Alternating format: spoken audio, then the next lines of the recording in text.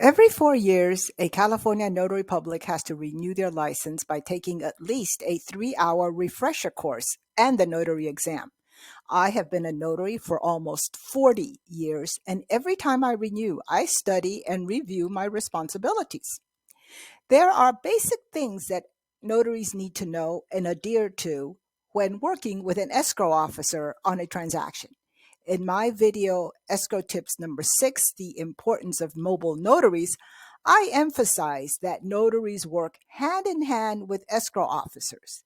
They are the eyes and ears where our clients are concerned, and they need to make sure that the signing of the documents are done correctly. When a mobile notary screws up the notarization of a document, it may cause delays to the transaction, especially if the documents are signed close to the closing. When doing a signing for an escrow, the main responsibility of the notary is to, first of all, make sure that the person signing in front of him is the person whose picture shows on the identity document. Secondly, that his signature on this document matches the signature on the identity document. And thirdly, if there are any differences in name, signature, or anything, the notary should question the person and sometimes even ask for additional identity documents to clarify the differences. They should also alert the escrow officer if there are discrepancies. To protect my clients' real identities, I am naming them Jonathan T. Moore and his wife, Amy Moore. They were one of two couples selling a property. Both couples needed to sign a grant deed and have their signatures notarized. The ownership and mortgage documents showed that this couple's name was Jonathan T. Moore and Amy Moore, and that's how we reflected their names on all of our paperwork and on the signature blocks. Due to different locations and availability of signing times, each couple signed their own deed with a notary of their own choice. So we get back the signed document from Jonathan and Amy. As you can see, his signature above the signature line said John Moore, and it was almost a block letter signing. Furthermore, the notary public wrote in the notary section, John Moore. Who is John Moore? What happened to Jonathan T. Moore? Now we are 1 day away from closing. This client signed at the last moment, and now the signature is wrong, wrong, wrong. Reviewing the previously recorded documents, we saw a mortgage document that had Jonathan and Amy signature years ago. The signature block was Jonathan T. Moore, and look at his signature. It's a complicated squiggle. So how do I know that the person who signed our grant deed was the same person who signed on the mortgage years ago? Like us, the title company is going to compare the signatures and also question, who is this John Moore? So our frantic call to Mr. Moore, uh, he sent us a copy of his driver's license. He had apparently changed his name with the Department of Motor Vehicles, and his driver's license now showed John Moore.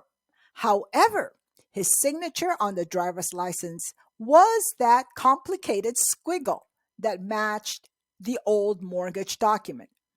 Nothing like the present John Moore block signature that he did on the document. I can't show a picture of his driver's license, but trust me, we were floored.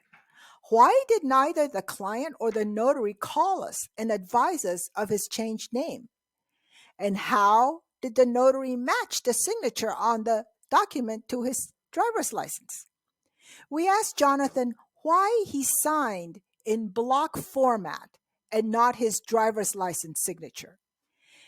Well, he said that the notary told him to sign the way it was typed in the signature block. But since his name changed, he compromised and signed his present name in block format so that it was readable, and he let it go at that. The notary did not bother to correct him. So this was a totally senseless explanation that we did not even want to go into. Here are our questions to the notary. Why did you not question the name difference when comparing the driver's license to the signature block on the document? And why did you not see that the signature given on the document was totally different from his driver's license signature? Yes, we were a little angry and frustrated given our transaction was supposed to close. The buyer had been waiting patiently for all the sellers to turn in their signed documents, and now the escrow paperwork had to be corrected to change John's name. The deed had to be re signed and re notarized by both couples. Here are the hard lessons learned by this client, which we hope he conveyed to the notary that he used. First of all, it is the responsibility of the signer to check the signature block and make sure the name is correct. Secondly, it is a responsibility of the notary to check the person who is signing is the person in the identifying document. And it is the responsibility of both the signer and the notary to sign and notarize the true signature on this document to match the signature on the identification document.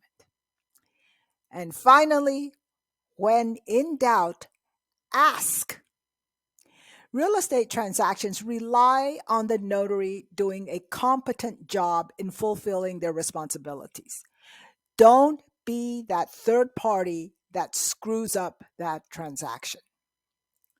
This is Juliana too. Thank you for watching and listening. Be sure you subscribe to my Think Escrow channel so that you automatically receive new videos about the tips, drama, and stories from the trenches of escrow.